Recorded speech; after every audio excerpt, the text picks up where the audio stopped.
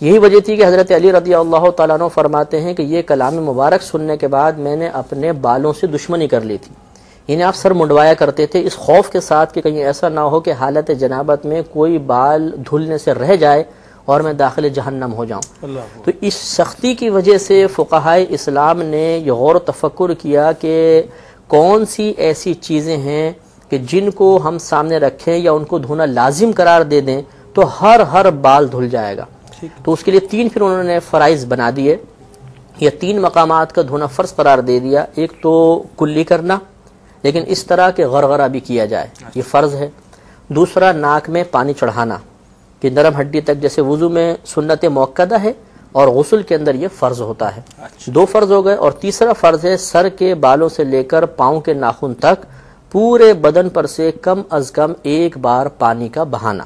تو 3 فرض ہے، کلی کرنا، غرغرے سمیت، ناک میں پانی چڑھانا اور پورے بدن پر کم از کم 1 بار پانی کا بہانا. اچھا، اب مسئلہ یہ آتا ہے مفتی صاحب، عموماً لوگ یہ سوال کیا کرتے ہیں کہ صاحب جب جسم پہ 1 مرتبہ پانی بہایا جائے گا تو کیا پورا جسم اس سے گیلا ہو جائے گا، یا اس کے لیے اگر ہم مثال کے طور پہ کثرت سے پانی بہا لیں تو یہ زیادہ بہتر ہے یا یہ زیادہ بہتر ہے؟ مطلب 1 مرتبہ پانی بہانے کا مطلب یہ ہے کہ پورے بدن کو 1 مرتبہ مکمل طور پہ دھونا. ٹھیک ہے. جیسے مثلا یہاں سے یہاں تک یہ پورا حصہ اس کو 1 دفعہ دھویا، یہ دھڑ دھویا، یہ دھڑ دھویا، نیچے پورا پانی بہا دیا، تو پوری دھڑ پر سے 1 مرتبہ پانی بہے گا تو یہ 1 مرتبہ دھونا کہلائے گا.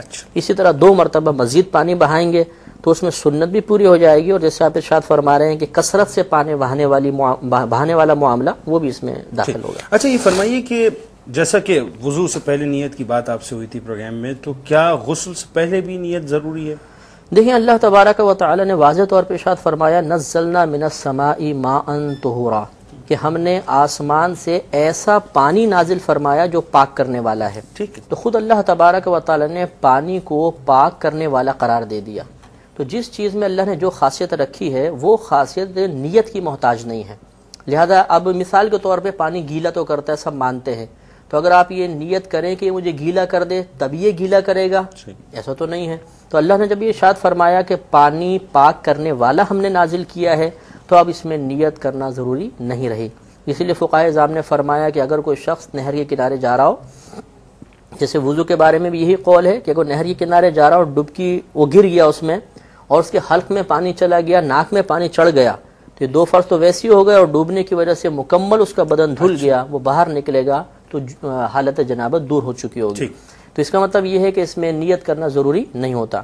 لیکن چونکہ نبی کریم صلی اللہ علیہ وسلم نے فرمایا انما الاعمال بالنیات، کہ عملوں کا دار و مدار نیتوں کے ساتھ ہے، اور فقہائے احناف کے نزدیک اعمال سے پہلے ثواب کا لفظ محذوف ہے، پوشیدہ ہے. تو مطلب یہ حدیث کا ہے کہ انما ثواب الاعمال بالنیات، سبحان اللہ، کہ اعمال کا ثواب نیتوں کے سبب ہے. تو چنانچہ اگر کوئی پاکی کی نیت سے غسل کرے گا تو ثواب اسے اس وقت ملے گا جب وہ نیت کرے گا، یعنی پاک ہونے کی نیت دل میں حاضر ہوگی. اگر پاک ہونے کی نیت نہ کرے تو غسل مکمل ہو جائے گا، حالت جنابت دور ہو جائے گی، ثواب سے محروم رہے گا. ٹھیک، یعنی کوشش یہ کی جائے کہ جی نیت کر لی جائے تاکہ یہ کہ ثواب جو ہے زیادہ بڑھ جائے. ٹھیک. اچھا، ایک بات فرمائیے کہ غسل واجب ہو گیا ایک شخص پہ جناب کہ اسے غسل کرنا ہے. اب وہ غسل کرنے کے لیے چلا تو کن کن امور کا اسے خیال کرنا چاہیے کہ اس کا غسل جو ہے وہ مکمل بھی ہو جائے، اور جو اس کا جو ایک قلبی سکون ہے اس حوالے سے کہ صاحب میں نے بالکل بہترین غسل کر لیا، مطمئن کیسے ہو؟ اس سے پہلے کہ یہ پورا طریقہ عرض کروں، پہلے یہ بات بہت زیادہ توجہ کی طالب ہے کہ غسل سے پہلے کن امور کا خیال رکھنا چاہیے. مسئلہ یہ ہے کہ جب بھی غسل واجب ہو جائے تو فقہا نے لکھا کہ 3 کاموں میں سے کوئی ایک کام ضرور کر لیں. نمبر 1، یا تو تھوڑی دیر دوبارہ سو جائیں، لیکن اس میں ضروری ہے کہ نماز قضا ہونے کا خوف نہ ہو. مثال کے طور پہ 3-4 بجے آنکھ کھلی تو دیکھا احتلام ہو چکا تھا، تو اب اگر دوبارہ سوئیں گے تو فجر کی نماز قضا ہونے کا اندیشہ ہے، تو اب سونا اس کے لیے گناہ کا باعث ہوگا. تو ایک تو یہ کہ اگر وقت موجود ہے، نماز قضا ہونے کا اندیشہ نہیں، تو تھوڑی دیر دوبارہ سو جائیں. یا دوسرا کام یہ کر لیں کہ جا کے پیشاب کر لیں. یا تیسرا کام یہ کریں کہ کم از کم 40 قدم چل لیں. ان 3 کاموں میں سے ایک کام اختیار کرنے کی تلقین اس لیے ہے کہ یہ 3 کام ایسے ہیں کہ ان کی وجہ سے پیشاب کی نالی میں رکے ہوئے احتلام کے قطرات باہر نکل آتے ہیں. کیونکہ یہ قانون ہے مطلب قدرت کا کہ مکمل قطرات باہر نہیں آتے، یہ آہستہ آہستہ رشتے رہتے ہیں. پہلے تو ایک شہوت کے ساتھ مقدار نکلتی ہے، اس کے بعد آہستہ آہستہ رشتے رہیں گے. تو اگر آدمی دوبارہ سوئے گا اعضاء بالکل ڈھیلے ہو جائیں گے، وہ نکلے جو بچے ہوئے قطرات ہیں آرام سے نکل جائیں گے، یا پیشاب کرے گا تو پریشر سے نکل جائیں گے، یا چلے گا تو بار بار حرکت کی وجہ سے وہ قطرات باہر نکل آئیں گے۔ اس کا فائدہ یہ ہے کہ اگر بالفرض غسل واجب ہوا اور ان 3 کاموں میں سے کوئی کام نہیں کیا، ڈائریکٹ جا کے غسل کر لیا، اب وہ شخص پیشاب کرنے گیا اور اس کے پیشاب کے ساتھ احتلام کا کوئی قطرہ نکلا تو اس پر دوبارہ غسل واجب ہو جائے گا، کیونکہ سابقہ احتلام کا حصہ کہلائے گا۔ تو اس لیے یہ 3 چیزیں غسل سے پہلے کر لینا مفید ہے، تاکہ جو احتلام کے قطرات پیشاب کی نالی میں موجود ہو نکل جائیں، اور پھر انسان بے فکر ہو کر غسل کرے، اور اس کے بعد پھر انشاءاللہ غسل کی مشقت لازم نہیں ہوگی۔ اور یہاں میں نے ایک بات معذرت چاہتا ہوں، ایک بات عرض کی تھی کہ ودی کی تعریف جیسے آپ نے پوچھی تھی کہ پیشاب سے پہلے یا بعد میں بعض اوقات گاڑھا سا قطرہ نکل آتا ہے، وہ ودی کہلاتا ہے۔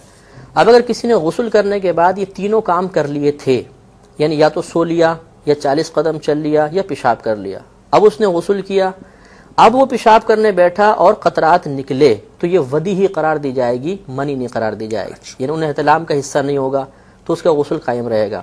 لیکن اگر اس نے یہ 3 کام نہیں کیے اور غسل کر لیا، اب پیشاب کرنے بیٹھا، اور بالفرض اگر یہ ودی بھی محسوس ہو، تو ہمیں کنفرم معلوم نہیں کہ ودی ہے کہ پچھلے احتلام کا حصہ ہے، تو دوبارہ غسل واجب ہو جائے گا۔ اس لیے بہتر ہے کہ غسل واجب ہوتے ہی ان 3 کاموں میں سے کوئی ایک کام ضرور کیا جائے۔ اچھا، یہ تو وہ امور آ گئے جن کا ہمیں خیال رکھنا چاہیے، اور یہ خاصا آپ نے جو ہے پورا ایک اس کا جائزہ کھینچ لیا کہ انسان کو کیا کیا اس میں جو ہے پریکاشنز کرنے چاہیے۔ اب بات یہ ہے کہ ہم آتے ہیں اس بات کی طرف جو بڑا امپورٹنٹ مرحلہ ہے کہ صاحب ایک شخص ہے، اس پہ غسل واجب ہو گیا، اب وہ غسل کرنا چاہتا ہے، مسنون طریقہ اس کا کیا ہے کہ جس سے بالکل ایک عوام کو بالکل اس کا ویژن کلیئر ہو جائے کہ صاحب یہ مسنون طریقہ ہے غسل کا؟ جی میں انشاءاللہ عرض کرتا ہوں۔ سب سے پہلی بات تو یہ کہ غسل خانے میں داخل ہونے سے پہلے اسے اندر داخل ہونے کی دعا پڑھنی چاہیے۔ اعوذ باللہ من الخبث والخبائث، یہ پڑھ لیں کم از کم دعا، اور اس کے لیے بہتر یہ ہے کہ پہلے کلی کر لیں، اس کے بعد دعا پڑھیں۔ اب اس کے بعد پہلے الٹا قدم رکھ کر اندر داخل ہوں گے۔ ہر وہ مقام کے جو جنات کا اثر رکھتا ہو یا گندگی کا مقام ہو، اس پر الٹا قدم رکھ کر ہی داخل ہونا چاہیے۔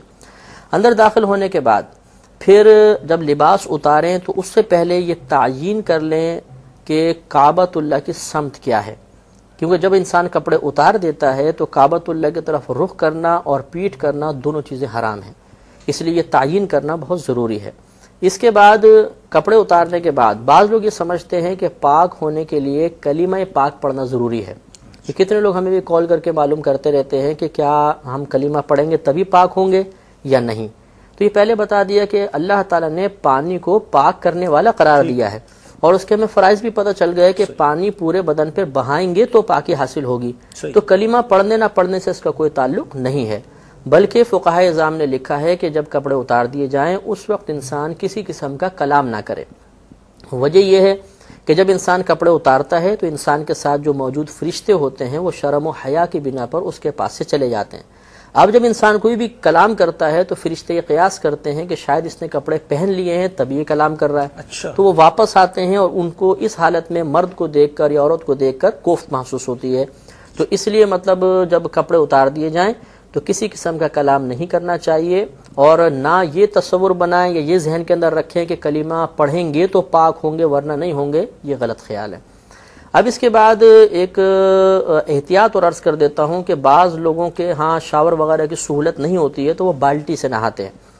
جب انسان پر حالت جنابت طاری ہو تو اگر بالٹی مثال کے طور پہ موجود ہے، اس میں اگر اس نے ایک انگلی کا ناخن بھی ڈال دیا تو یہ کل پانی وضو اور غسل کے قابل نہیں رہے گا۔ اچھا جی ہاں، تو اب یہ بعض اوقات ایسا ہوتا ہے کہ سردیوں کے اندر گرم پانی کر کے رکھا، یا بالٹی کے اندر ڈبہ نیچے بیٹھ جاتا ہے بعض اوقات، اب باتھ روم میں داخل ہوئے اور وہ گرم پانی کو چیک کرنے کے لیے انگلی ڈال دی بغیر ہاتھ دھوئے، یا اس ڈبے کو نکالنے کے لیے ہاتھ ڈالا، تو کل پانی یہ مستعمل کہلاتا ہے، استعمال شدہ ہو جائے گا، اور اس سے پھر یہ غسل نہیں اتار سکتے ہیں۔